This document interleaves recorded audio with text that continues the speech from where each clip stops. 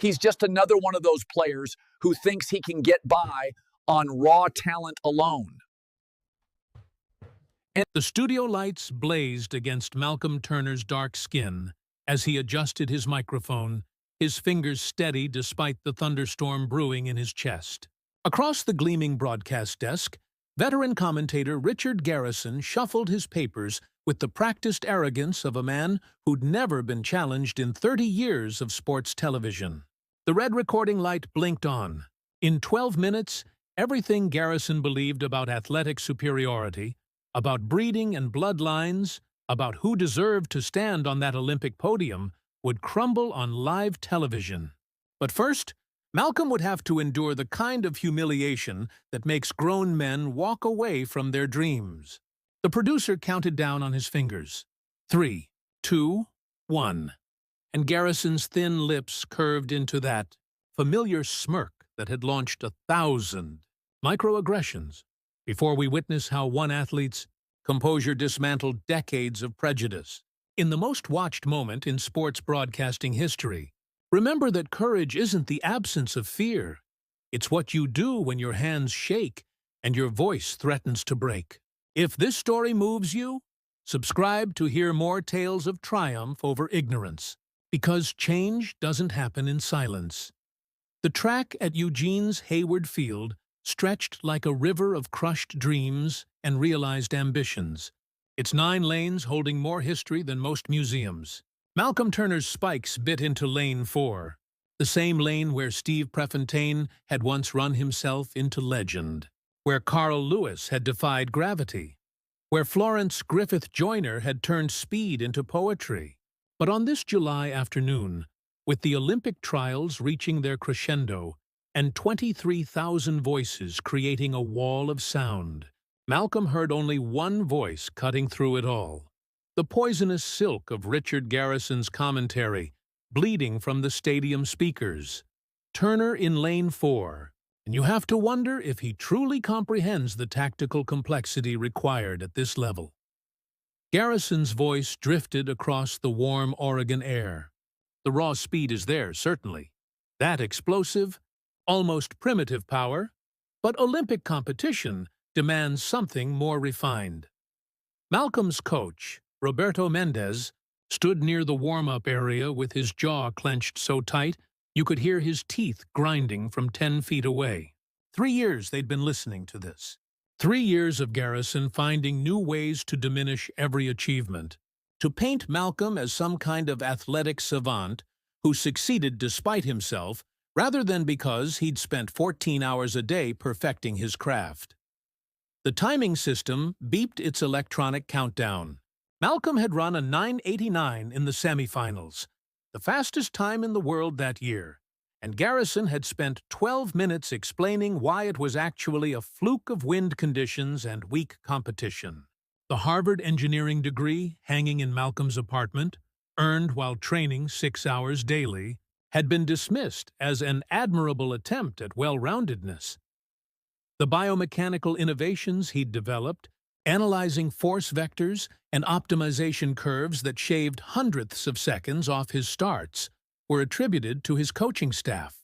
Every interview became a masterclass in condescension, wrapped in compliments that weren't really compliments at all.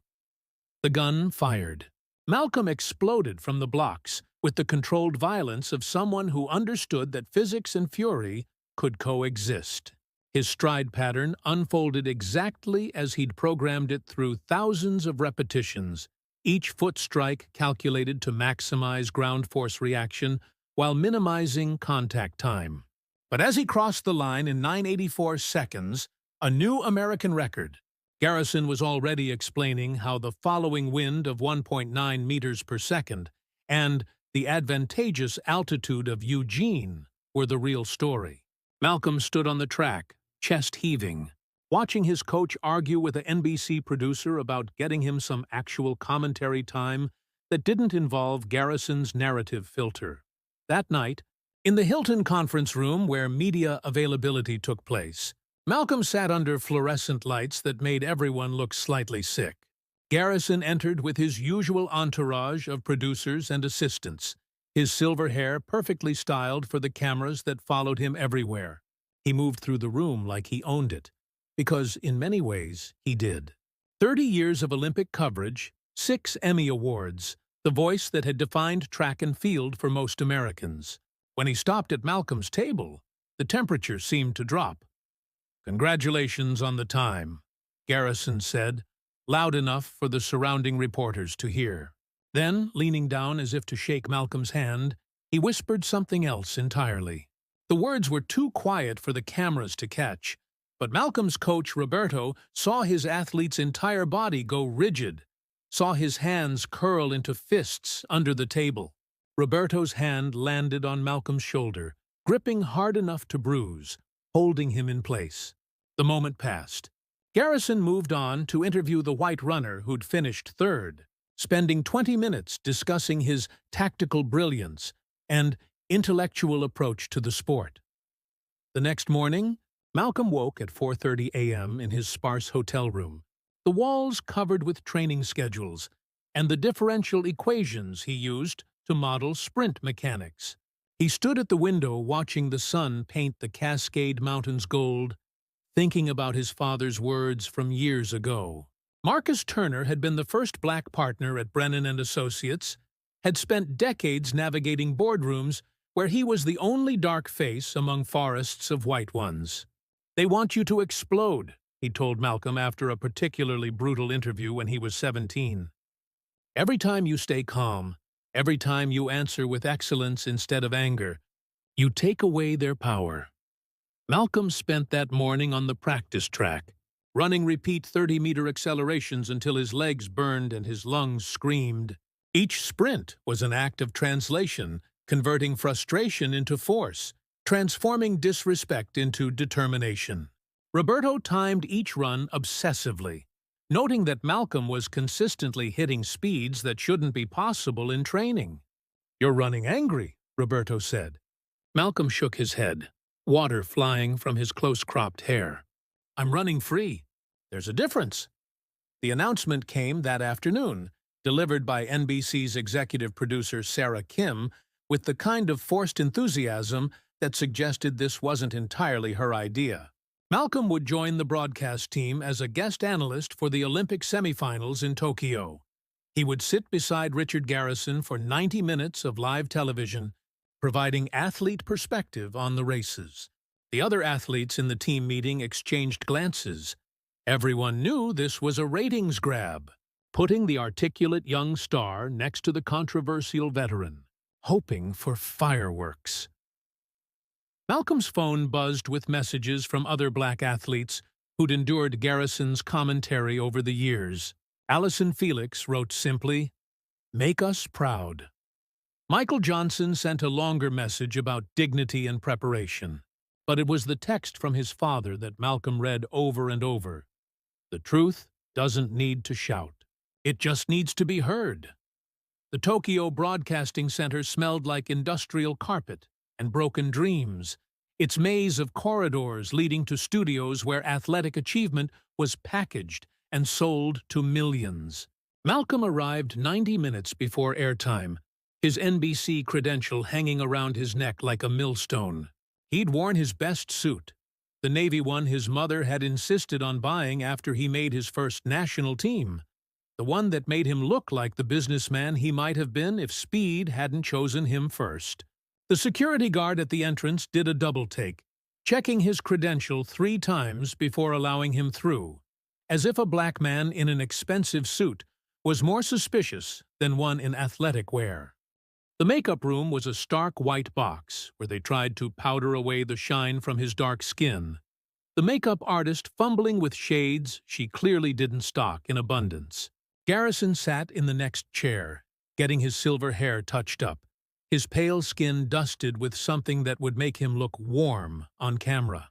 He didn't acknowledge Malcolm's presence, instead continuing his conversation with a producer about his weekend home in Martha's Vineyard, about the sailing regatta he'd miss because of these games. The casual wealth in his voice, the assumption that everyone understood references to yacht clubs and private beaches, created an atmosphere thick with exclusion. Sarah Kim appeared with a tablet full of talking points, her smile professional but her eyes nervous. "We're expecting record viewership," she said, as if this was supposed to be encouraging. The narrative of veteran commentator and rising star. "It's gold." She paused at the word gold, seeming to realize its loaded significance. "I mean, it's compelling television." Malcolm noticed how she directed most of her comments to Garrison, how her body language deferred to his seniority, even though Malcolm was the one who'd actually be competing in 3 days. They were ushered into the broadcast booth as the stadium filled with 40,000 spectators, the Tokyo heat shimmering off the track despite the 9 p.m. start time. The booth was smaller than Malcolm had imagined, intimate enough that he could smell Garrison's cologne. Something expensive and oppressive, like old money condensed into a bottle. The older man took the lead chair without discussion, arranging his notes with practiced precision. Malcolm's designated seat was slightly behind, positioned so viewers would see him as the supporting player in Garrison's show. "Let's go over protocol," Garrison said without looking at Malcolm. "I'll handle the primary commentary. You can offer insights when I direct questions to you. Think of yourself as providing color." He paused, a smirk playing at his lips. "Commentary. Athlete perspective. Keep it simple, relatable. Our audience isn't expecting complex analysis from you." The condescension dripped like honey, poisoned with a lifetime of presumed superiority. The red light illuminated. Garrison's entire demeanor transformed, his voice taking on the warm, authoritative tone that had made him America's trackside companion for 3 decades. "Good evening from Tokyo, where the world's fastest humans are about to write another chapter in Olympic history." He introduced Malcolm as the surprising breakout star of the American trials, emphasizing surprising just enough to plant a seed of doubt. The first heat featured Jamaica's sprint squad, 3 black men who'd grown up running barefoot on dirt tracks before conquering the world. Garrison launched into his familiar refrain about natural advantages and genetic gifts, his words dancing just shy of outright racism. "You see that fast twitch muscle fiber development?" he said, as the cameras focused on the Jamaicans warming up.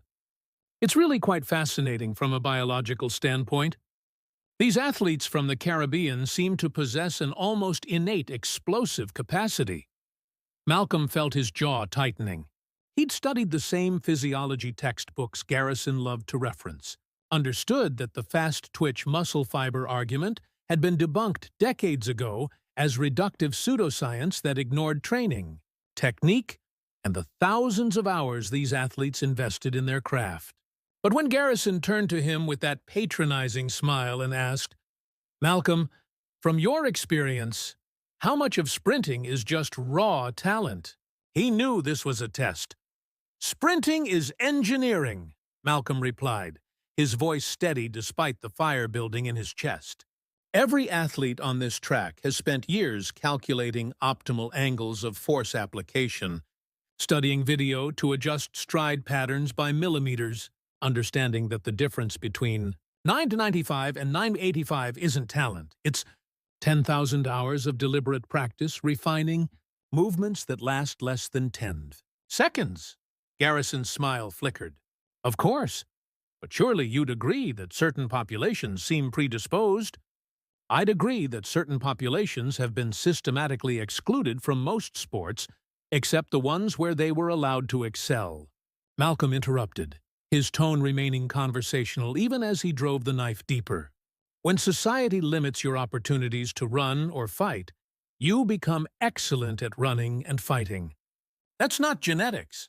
That's sociology." The producer's voice crackled in their earpieces, suggesting they focus on the race about to begin. Garrison's recovery was smooth, professional, but Malcolm saw the slight flush creeping up his neck. The semifinals unfolded in a blur of speed and commentary, with Garrison repeatedly steering the narrative back to his comfort zone. Biomechanical advantages, natural gifts, raw power versus refined technique.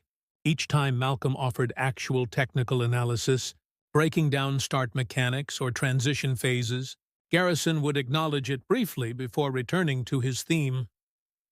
The breaking point came during a replay of the second semifinal.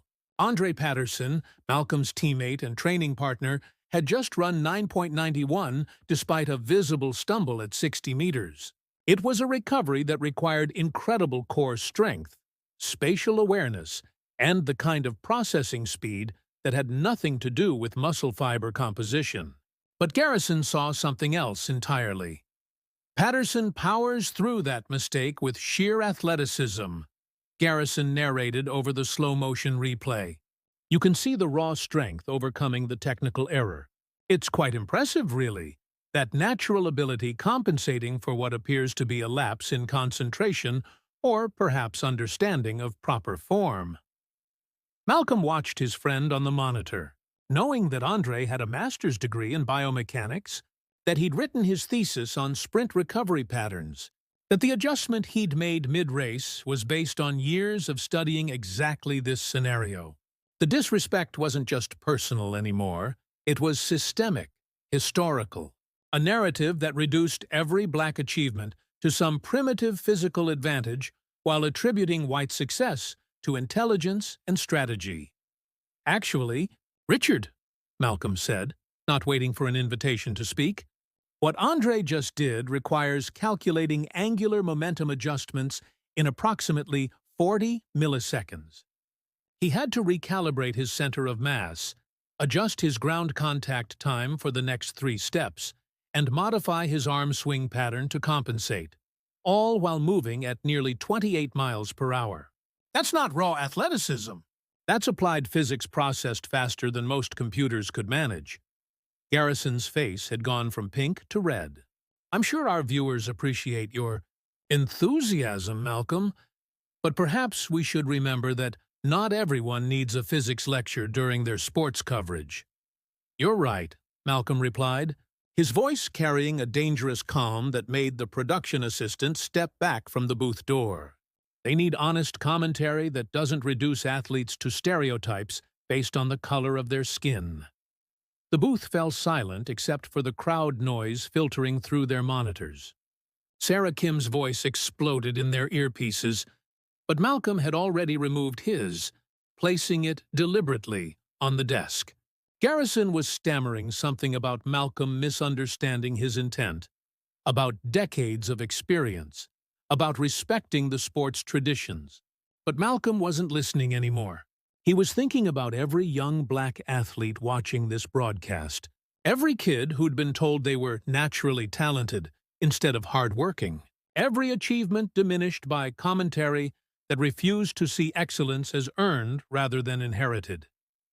We have more semifinals after the break, Garrison managed, his professional mask barely holding. The red light went dark. In the 30-second pause that followed, Malcolm made a decision that would change everything. He pulled out his phone, connected it to his laptop, and began uploading audio files to the cloud.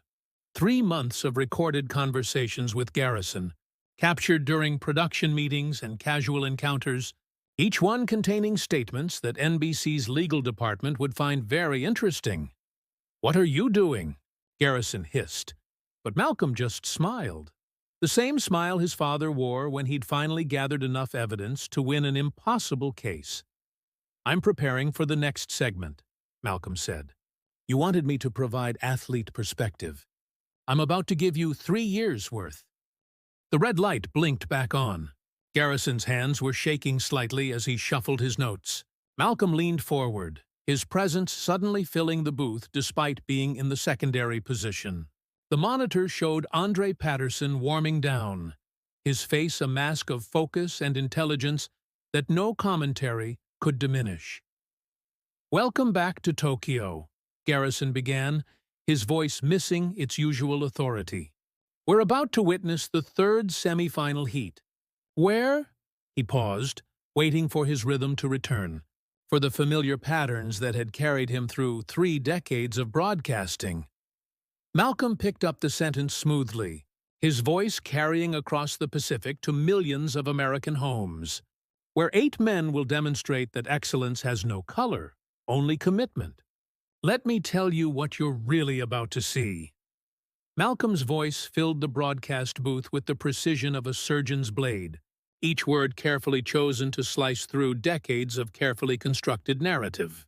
What you're about to see, he continued, his eyes fixed on the monitor showing the athletes taking their positions, is Emmanuel Okoro, who taught himself calculus from YouTube videos while training in a gym with no air conditioning in Houston.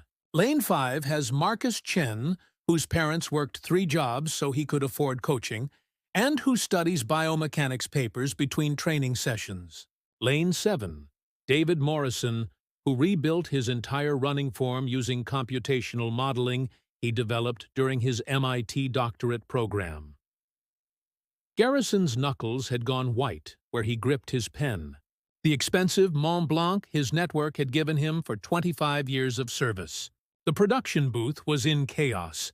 Sarah Kim was gesturing frantically through the glass, but Malcolm had positioned himself so that looking at her would mean turning away from the camera. He'd learned that from watching Garrison all these years. How to use the geometry of the booth to control the conversation. These aren't natural talents. Richard? Malcolm said, finally turning to look directly at his co-commentator. These are scholars of speed. Every one of them can explain the physics of their performance down to the Newton. But somehow, when the scholarship comes in darker skin, it becomes raw talent in your commentary. Why is that? The older man's throat worked as if he was swallowing glass. I think you're mischaracterizing. Am I? Malcolm pulled out his phone with the smooth motion of someone revealing a winning hand. June 15th, production meeting for the Prefontaine Classic. You said, and I quote, "The African runners have an advantage. It's in their bones, their muscle insertion points. They don't need to think about running the way our athletes do." Our athletes, Richard? Which ones are ours? The crowd noise from the stadium seemed to surge through their monitors, 40,000 voices unaware of the revolution happening in a booth the size of a walk-in closet. Garrison's face had gone from red to something approaching purple, the makeup unable to hide the blotches of rage and embarrassment spreading across his skin. Sarah Kim had stopped gesturing, her hand over her mouth as she watched the viewership numbers on her tablet climbing exponentially. You recorded private conversations? Garrison's voice cracked with indignation. That's legal in single-party consent states, which Oregon is, Malcolm interrupted smoothly. I checked with my father. He's a lawyer. Harvard Law, actually, though I'm sure you'd attribute his success to affirmative action rather than the fact that he graduated summa cum laude. The words hung in the air like an accusation that had been waiting decades to be spoken.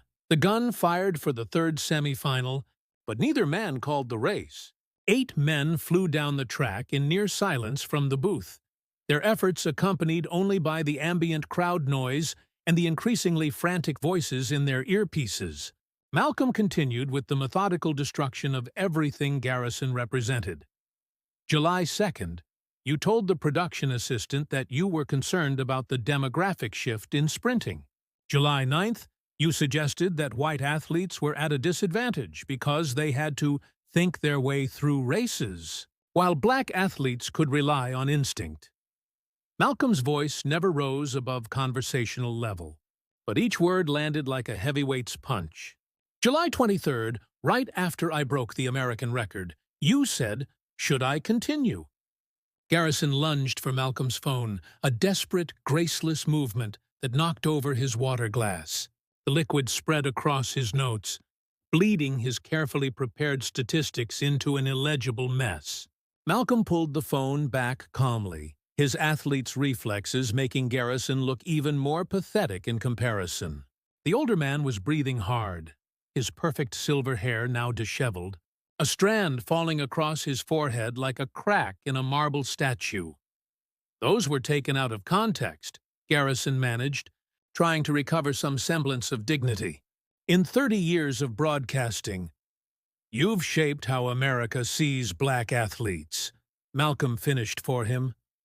Every time you credited our success to genetics instead of effort, every time you expressed surprise at our intelligence, every time you used words like articulate, as if it was a miracle we could speak in complete sentences, you were writing a narrative that followed us off the track and into job interviews, courtrooms, classrooms. The monitor showed the replay of the race they'd missed. Marcus Chen breaking the Asian Continental record while they'd been busy breaking something else entirely. Malcolm reached over and adjusted his microphone, the small gesture somehow assuming control of the broadcast. Let me tell you about Andre Patterson, since you seem so fascinated by his raw power, Malcolm said, addressing the camera directly now, speaking to America without Garrison's filter for the first time. Andre wakes up at 4:45 every morning to study video for an hour before training. He's developed a proprietary algorithm that analyzes his stride pattern and predicts optimal adjustments based on weather conditions. That stumble you saw? He's practiced that exact recovery scenario hundreds of times. He has a spreadsheet with 47 different stumble positions and the biomechanically optimal recovery for each one. Garrison tried to interject. The audience needs the truth, Malcolm cut him off. They need to know that Deshaun Williams, who just false started, has been dealing with racial slurs from coaches his entire career, but still shows up with grace. They need to know that every black athlete on this track has had to be twice as good to get half the credit. They need to know that when you reduce us to our bodies, you're participating in a tradition that goes back to slave auctions where our ancestors were examined like livestock. The word slave seemed to break something in Garrison. His professional composure, maintained through 3 decades of live television, finally shattered completely. "How dare you?" he snarled, forgetting about the hot mic, forgetting about the millions watching. "I've been calling this sport since before you were born. I've forgotten more about track than you'll ever know. You ungrateful." He caught himself just before the word escaped, but the pause was damning. Everyone watching knew exactly what he'd been about to say. The silence that followed was deafening, even with the crowd noise bleeding through. Malcolm let it stretch. Let America hear exactly who had been shaping their perception of sports for 30 years. "Finish the sentence, Richard," Malcolm said quietly. "We're all waiting." Garrison's mouth opened and closed like a fish drowning in air. The production booth had gone completely still. Sarah Kim had her phone pressed to her ear, probably talking to network executives who were watching their most senior commentator destroy himself in real time. The viewership counter on her tablet had passed 15 million and was still climbing. Gertrude Garrison meltdown was already trending worldwide. Malcolm pulled up another audio file on his phone. "Would you like me to play the recording from last month where you used the full word? You didn't know I was standing behind you in the hotel lobby. You were telling that story about the 1996 Olympics, about Michael Johnson's golden shoes, except that's not what you called them." "Stop," Garrison whispered, but it came out more like a plea than a command. Sweat had broken through his makeup, running in small rivers down his face. "Please. The way you've said please to every athlete you've diminished? The way you've acknowledged our humanity?" Malcolm shook his head. "No, Richard. We're going to finish this. The 4th semifinal is about to start. You're going to sit here and watch me call this race the way it should be called. With respect, with accuracy, with the recognition that excellence comes from effort, not from melanin." The gun fired for the 4th semifinal. Malcolm's voice took on the smooth cadence of a professional broadcaster, but with something Garrison had never possessed: genuine love for the athletes and their stories. Lane 1, Christopher Thompson, who spent 6 months sleeping in his car while training because he couldn't afford rent and coaching fees. His personal best of 10:02 might not win today, but it represents more sacrifice than most people make in a lifetime. Lane 2, Yoshiki Tanaka, who recovered from a career-ending injury through a rehabilitation program he designed himself using principles from his mechanical engineering background. As Malcolm continued, Weaving personal triumph through technical analysis, Garrison shrunk in his chair. The great Richard Garrison, voice of American track and field, looked like what he'd always been. A small man who'd built himself up by making others smaller. His hand shook as he reached for his water glass, forgetting it was empty, the gesture pathetic in its meaninglessness. The race ended with another Jamaican victory, but nobody in the production truck was watching the track anymore. Sarah Kim stood frozen with her phone in one hand and her tablet in the other, watching the viewer count surge past 20 million. Super Bowl numbers for what should have been a routine semi-final broadcast. The network president was screaming in her ear, but she couldn't make out the words over the blood rushing through her head. This was either the end of her career or the moment that would define it.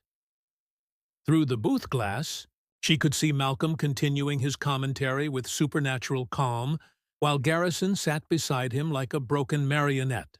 The contrast was devastating.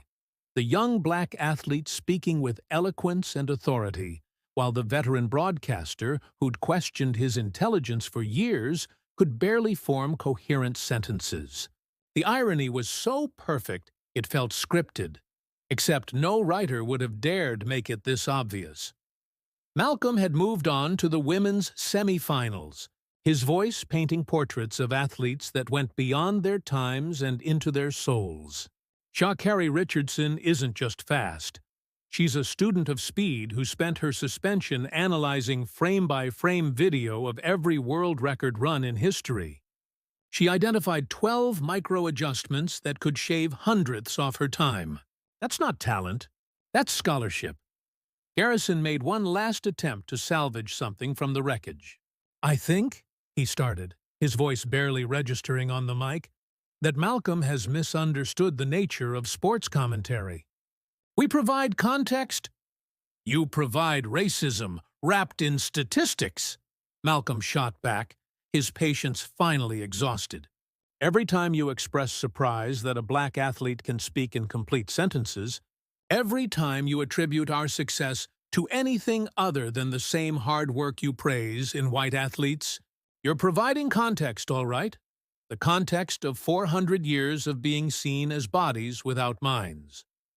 The Twitter explosion was instant and volcanic. Former athletes who'd suffered under Garrison's commentary for decades began sharing their stories. Michael Johnson posted a thread about the 1996 Olympics, revealing how Garrison had asked him if he really understood the biomechanics of his revolutionary upright running style. Allison Felix shared a recording of Garrison suggesting she was surprisingly articulate for someone from that background. Carl Lewis broke his usual social media silence to write simply, "Finally." In the booth, Garrison's phone buzzed with incoming messages, sponsors pulling support, speaking engagements being cancelled, his agency dropping him, all happening in real time while he sat under the unforgiving broadcast lights. His empire, built over 30 years of being the voice of authority, crumbled in the space between heartbeats.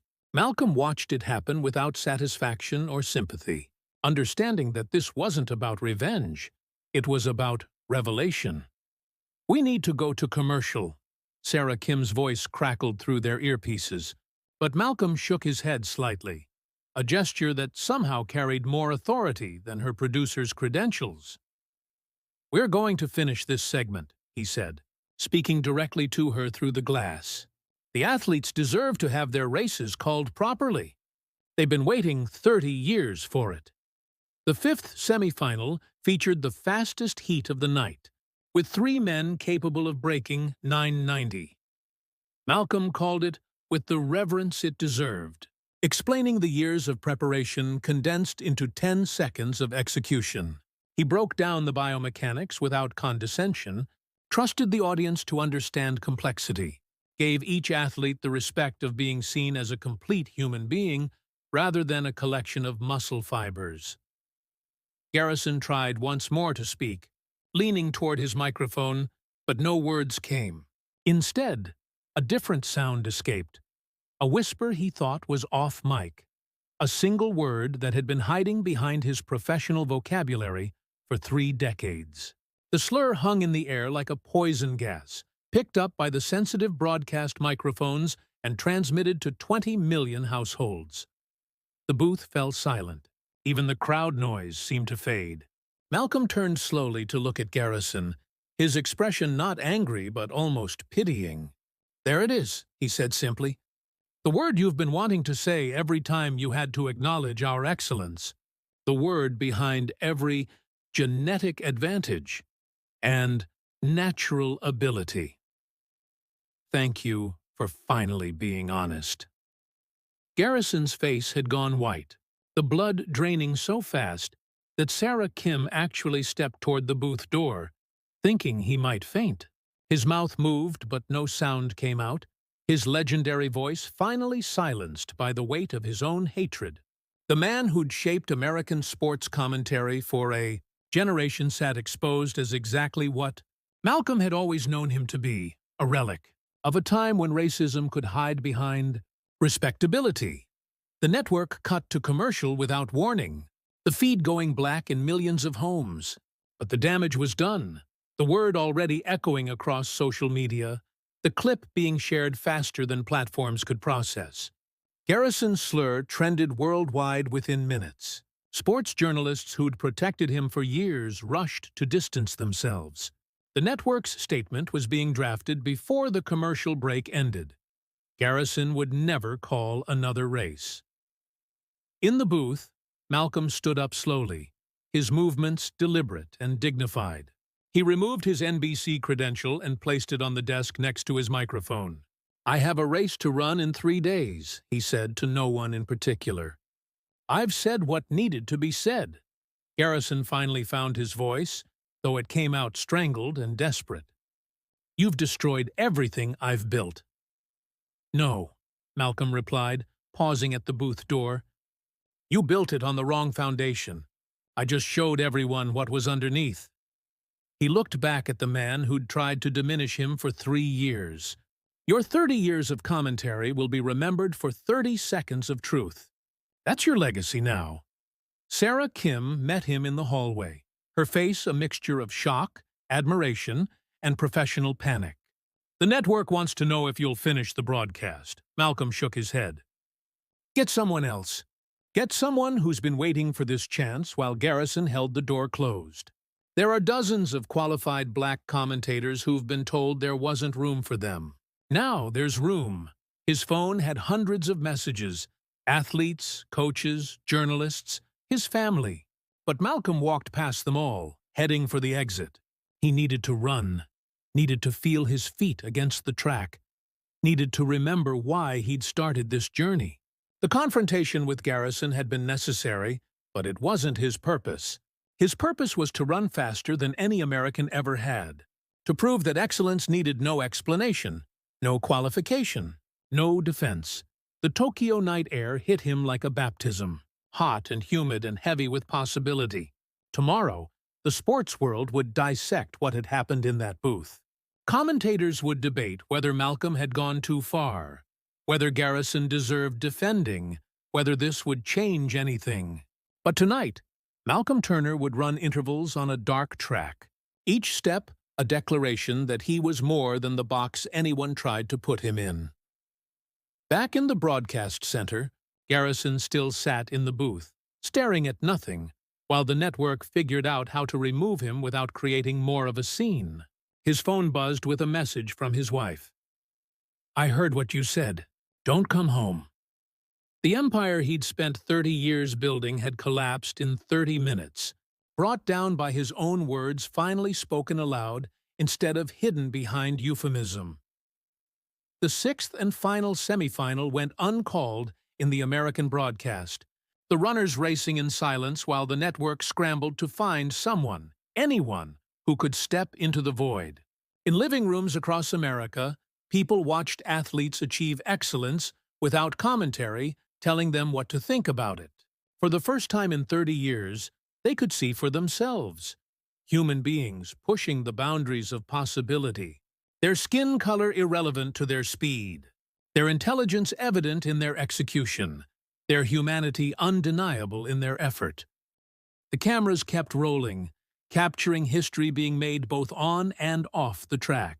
Tomorrow would bring consequences, contracts, and conversations that should have happened decades ago. But tonight, in a booth that still smelled like Garrison's expensive cologne mixed with the stench of his fear, Malcolm Turner had run the most important race of his life, and won. Dawn broke over Tokyo like a judgment, its light filtering through the hotel room curtains where Malcolm Turner sat on the edge of his bed, staring at his phone. The screen showed 847 missed calls, 3,394 text messages, and social media notifications that had stopped counting after hitting 99,999.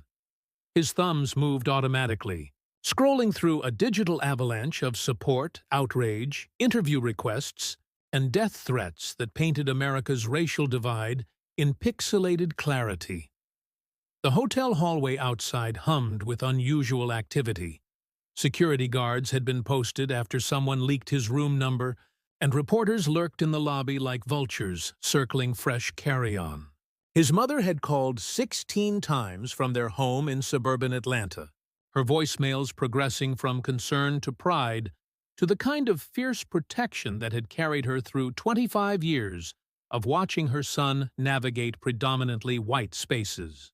His father's single text message held more weight than all the others combined.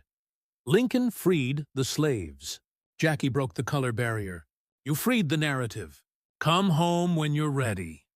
Roberto appeared at his door with coffee and the kind of grim expression coaches wear when they're about to deliver life-changing news. The older man had been awake all night, fielding calls from agents, sponsors, and network executives trying to spin the previous evening's events into something they could monetize or minimize. His weathered hands shook slightly as he handed Malcolm the cup, not from age, but from rage barely held in check. Nike pulled their endorsement offer, Roberto said, without preamble, settling into the room's single chair. Rolex, too. Gatorade is reassessing their position. The Olympic Committee wants to meet with you this afternoon. They're concerned about maintaining the integrity of the games. He paused, letting the corporate cowardice sink in. But Adidas called. They want to offer you a signature shoe deal, the biggest contract they've ever extended to a track athlete. Malcolm nodded, unsurprised by the arithmetic of capitalism. Some companies would run from controversy, while others would embrace the authenticity that came with standing for something beyond quarterly earnings.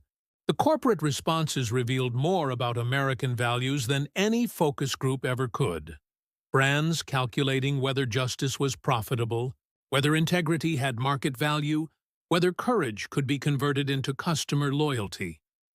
The real weight of what had happened began settling in as he showered, the hot water unable to wash away the awareness that he'd crossed a line from which there was no return. Richard Garrison's career was over. The network had issued a statement just after midnight, effective immediately terminating his contract and condemning his language. But Garrison was 62 years old, with enough money to disappear into comfortable irrelevance. Malcolm was 24, with the most important race of his life 48 hours away, and every step he took would now be scrutinized through the lens of the previous night's confrontation. The breakfast room fell silent when he entered. 200 Olympic athletes and staff suddenly finding their eggs fascinating. Conversations resumed in whispers as he passed, creating a bubble of awkward space around him that felt familiar. The isolation that came with being the first, the loudest, the one who refused to stay quiet. Some athletes nodded respectfully. Others avoided eye contact entirely. The politics of sport had always been about more than winning. Andre Patterson found him at a corner table, sliding into the opposite seat with the easy confidence of someone who'd been Malcolm's training partner for 5 years. Andre's presence was both comfort and reminder. They'd run countless intervals together, shared ice baths and protein shakes, and the peculiar intimacy that comes from pushing each other beyond what seemed possible. Now Andre was scheduled to run against him in the final. Friendship temporarily suspended by lanes and starting blocks. "You know they're saying you destroyed your career for a moment of television," Andre said, keeping his voice low. "That you let Garrison bait you into throwing away everything you've worked for." He leaned forward, his expression serious. "I need you to know, what you did last night was the bravest thing I've ever witnessed. Not just for us, but for every black kid who'll never have to hear that commentary, who will never be reduced to their physical advantages, while white athletes get credit for their minds." The words carried the weight of shared experience, of every subtle insult they'd absorbed, every time they'd been expected to be grateful for opportunities others took for granted. Andre had suffered under Garrison's commentary too, but he'd chosen the path of quiet excellence, letting his performances speak while his personality remained media-friendly and non-threatening. There was no judgment in his voice, only recognition that Malcolm had chosen a different form of courage. Training that morning felt like an act of rebellion. The warm-up track buzzed with nervous energy as Malcolm stretched his legs, working through his usual routine while cameras captured his every movement. The Olympic Training Center had become a fishbowl, with journalists analyzing his body language for signs of stress or regret. But his splits were sharp, his starts explosive, his focus laser clean. The controversy hadn't diminished his speed. If anything, the clarity of purpose seemed to have refined it. His agent, Maria Santos, arrived looking like she'd slept in her clothes, which she probably had. Maria was a former Olympic hurdler who understood both the business of athletics and the burden of being first. The first Mexican-American woman to represent the United States in track and field. The first to transition successfully from athlete to power broker. She'd built her agency by representing athletes who were too honest, too political, too real for the traditional sports establishment. "The IOC meeting is at 2, she said, falling into step beside him as he walked the track. "They're going to ask you to apologize, to say emotions got the better of you, to distance yourself from the recordings. They'll frame it as taking the high road, moving past personal conflicts to focus on sport." She paused, her expression mixing admiration with concern. "But I know you. You're going to tell them exactly what you told America last night." Malcolm's laugh was sharp, but not bitter. The assumption that he should apologize for exposing racism, rather than Garrison needing to apologize for perpetuating it, revealed everything wrong with the system. The IOC's concern wasn't about justice or accuracy. It was about maintaining the comfortable fiction that sports existed separate from society, that politics could be checked at the starting line, that excellence could be colorblind when profit margins were involved. The afternoon sun beat down mercilessly as he entered the IOC building, its marble corridors echoing with the footsteps of officials who'd spent decades managing crises by minimizing them. The conference room smelled of expensive cologne and old money, populated by men and women who'd grown comfortable with the status quo because it had served them well. They sat arranged around an intimidating table that had probably hosted treaties and trade agreements, their faces wearing expressions of practiced disappointment. Thomas Brennan, the IOC's executive director, opened with the kind of scripted concern that sounded sincere but felt hollow. "Malcolm, we understand you were responding to provocative commentary, but the Olympic Games represent unity, bringing people together across differences. Your comments last night, while passionate, may have damaged that message." The words danced around the actual issue with diplomatic precision, condemning Malcolm's response to racism without acknowledging the racism itself. "With respect, sir," Malcolm replied, his voice carrying the calm authority that had emerged the previous night. "Unity doesn't mean silence. It doesn't mean accepting discrimination because addressing it makes people uncomfortable. You're concerned about the message I sent? What message do you think Richard Garrison sent for 30 years? What message do you send by asking me to apologize for speaking truth while he keeps his Emmy Awards?" The room's temperature seemed to drop. These were people accustomed to athletes who understood their place, who were grateful for opportunities and willing to modify their behavior to maintain them. Malcolm's refusal to shrink, his comfort with challenging their authority, disrupted the careful power dynamics that kept the Olympic machine running smoothly. Dr. Sarah Winters, the committee's diversity coordinator, leaned forward with the kind of smile that preceded painful conversations. No one is defending Mr. Garrison's language, but surely you understand that this controversy overshadows your athletic achievements. People are talking about your confrontation instead of your times. Don't you want your legacy to be about your running? Malcolm met her gaze directly. My legacy will be about running toward truth instead of away from it. Every black athlete who came before me, Jesse Owens, Wilma Rudolph, Carl Lewis, they all faced this same choice: be excellent and grateful, or be excellent and honest about the obstacles. I choose honesty. If that threatens your version of unity, maybe your unity was built on the wrong foundation. The meeting concluded with polite threats disguised as concerns, subtle implications about future opportunities, and the importance of being a positive ambassador for the sport. Malcolm left understanding that he'd burned bridges he might need later, that his principled stand would cost him more than just endorsement deals. But walking back toward the Olympic Village, breathing air that somehow felt cleaner, he realized he'd never been more certain of anything in his life. That evening, his phone buzzed with a message from an unknown number. The text was simple: "Thank you for speaking for all of us." From a 14-year-old black kid in Detroit who watches every race and knows he's more than fast twitch muscles. Malcolm stared at the words until they blurred, understanding finally why some battles were worth fighting regardless of personal cost. The sun set over Tokyo in shades of gold and crimson, painting the sky like a canvas of possibility. Tomorrow would bring the final, the race he'd trained his entire life to run. But tonight, Malcolm Turner sat in his hotel room, writing in his journal, recording thoughts for the child he might have someday, documenting a moment when someone chose courage over comfort. The controversy would fade, the internet would move on to the next outrage, but the precedent had been set. Truth had been spoken in prime time, recorded in high definition, preserved in digital perpetuity for every athlete who would face the same choice. The call time was 6:47 p.m., but Malcolm had been awake since dawn, his body thrumming with an energy that felt different from pre-race nerves.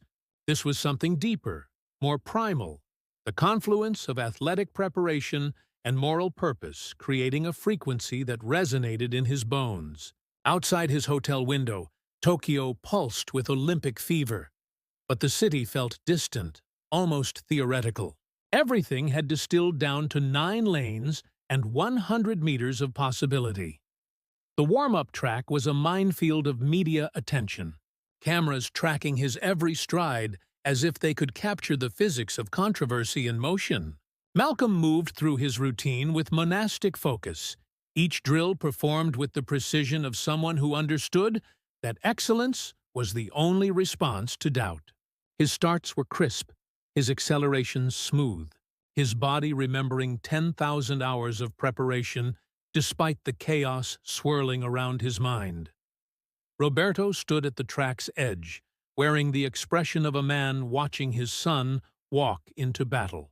The old coach had said little since the IOC meeting, but his presence communicated everything Malcolm needed to know. They'd traveled this journey together, from a high school track in suburban Atlanta to the biggest stage in sport, and words would only diminish what they'd built through sweat and shared belief.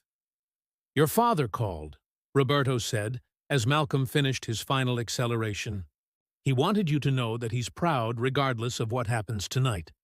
But he also said something else." The coach paused, choosing his words carefully. "He said that sometimes the most important victories happen before the race is even run." The athlete dining hall buzzed with nervous energy as the world's fastest humans fueled their bodies for the defining moment of their careers. Malcolm sat alone, not from isolation, but from choice, using the solitude to center himself amid the storm. His phone displayed hundreds of messages of support, from athletes across sports, from students he'd never met, from parents whose children now saw possibility in his example. Each message was a reminder that tonight's race carried the dreams of people who'd never run a single meter but understood that his success was somehow theirs too. Andre Patterson approached with his dinner tray, settling across from Malcolm with the easy familiarity of their training partnership. In 3 hours, they'd line up next to each other as competitors. But for now, they were just two men who'd pushed each other to greatness, sharing what might be their last meal as teammates. "You know what's funny?" Andre said, stabbing at his salad with unnecessary force. "All the controversy, all the media attention, all the brand deals and committee meetings, none of it matters once the gun fires. Out there, it's just physics and preparation. No commentary can make you faster. No amount of social media support can carry you through the final 20 meters." Malcolm nodded, understanding the truth beneath his friend's words. The track was the ultimate meritocracy, where intentions meant nothing and results everything. But he also knew that the race had already begun weeks ago, in a broadcast booth where he'd decided to stop running from uncomfortable conversations and start sprinting toward them instead. The call room was a stark white box where the world's 8 fastest men sat in enforced silence, each athlete isolated with their thoughts and the weight of a lifetime's preparation. Malcolm closed his eyes and visualized his race plan. The explosive start that would put him even with the field by 20 meters.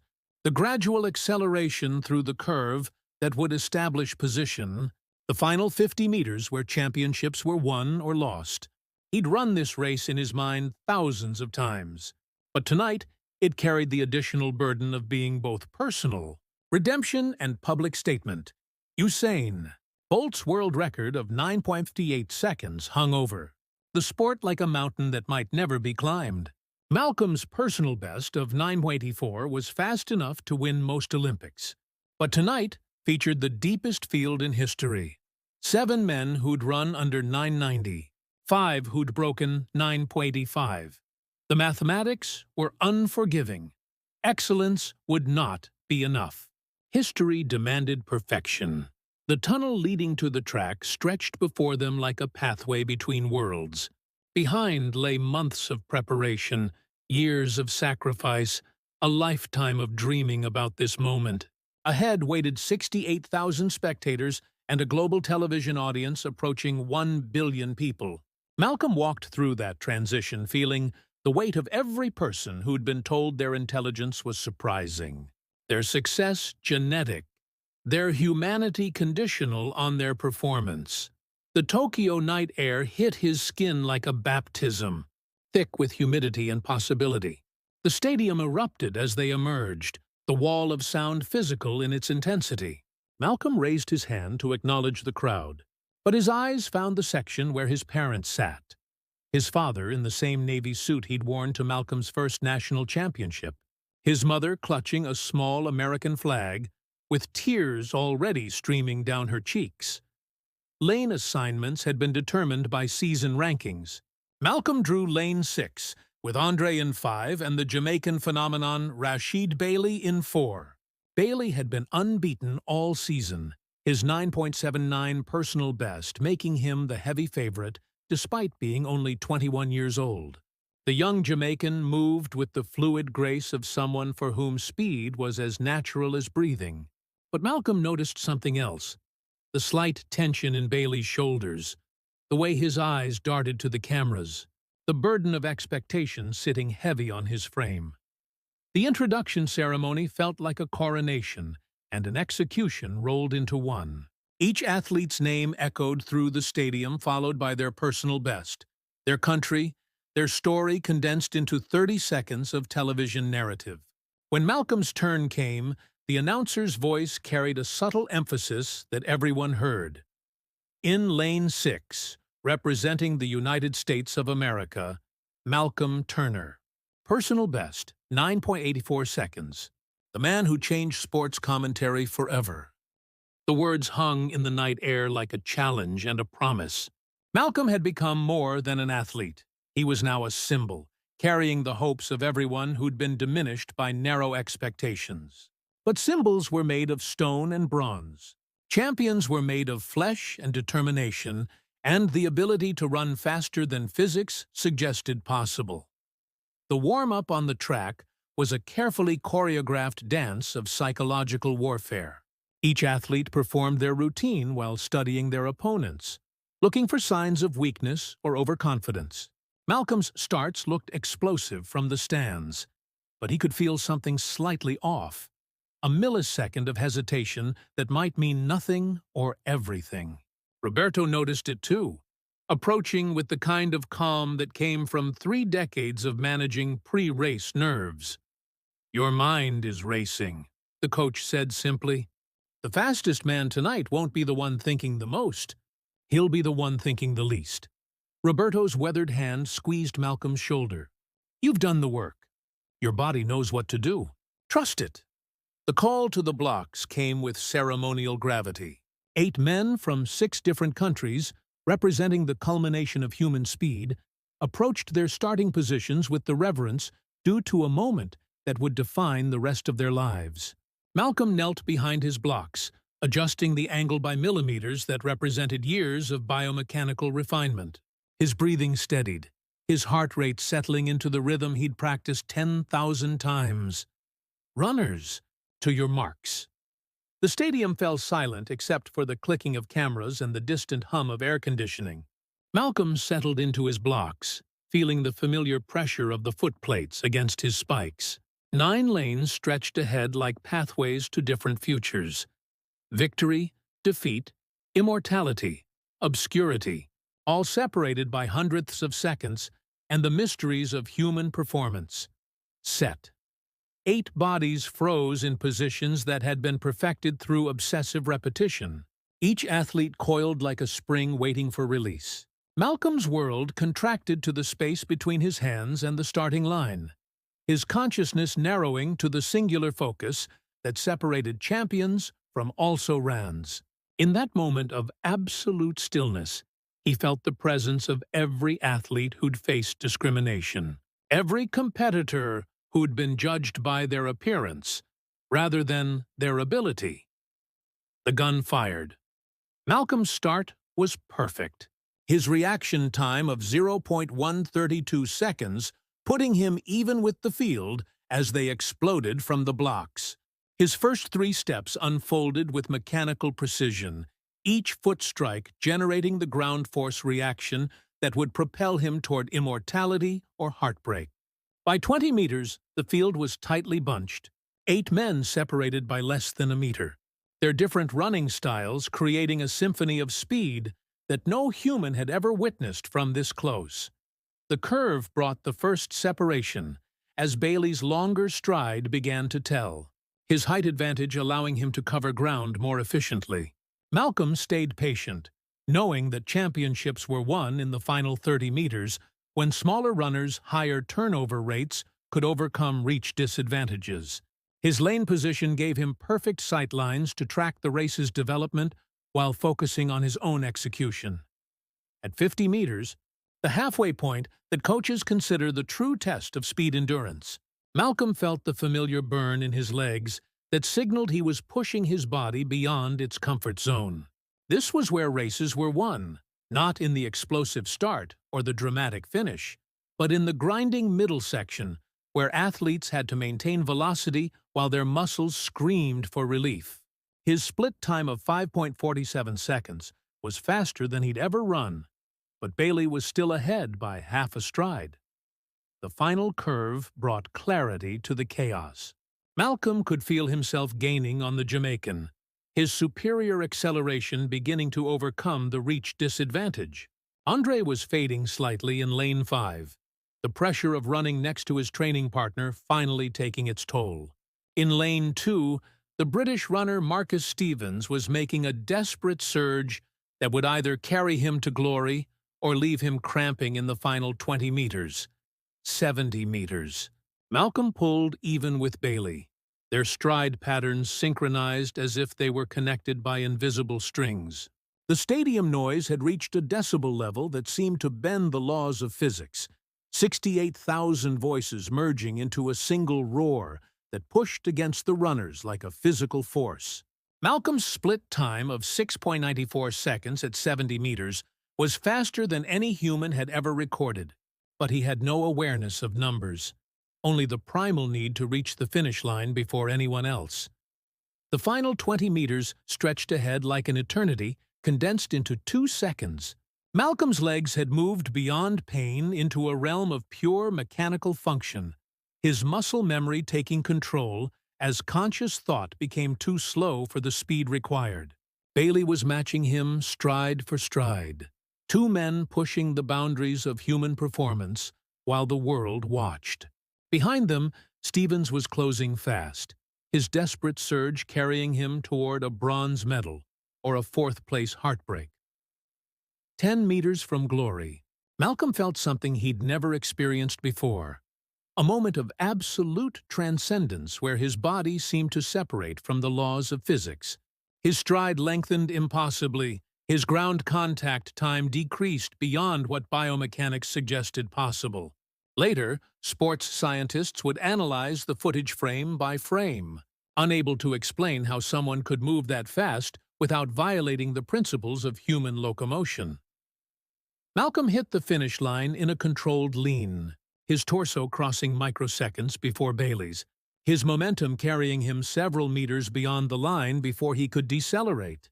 The stadium exploded in confusion and celebration as officials reviewed the photo finish. 8 men's destinies hanging on measurements smaller than the width of a human hair. The scoreboard flashed the results that would redefine possibility. Malcolm Turner, 9.52 seconds, world record. Rashid Bailey, 9.53 seconds, Jamaican national record. Marcus Stevens, 9.56 seconds, European record. 3 men had broken what many considered the ultimate barrier in human speed, with Malcolm's time representing a leap forward that redefined what sports scientists thought possible. Malcolm stood in the middle of the track, chest heaving, struggling to process what had just occurred. Roberto reached him first, tears streaming down the old coach's weathered face as he embraced the man he'd guided from teenage potential to world record holder. The embrace lasted several seconds. 30 years of shared dreams condensed into a moment of pure vindication.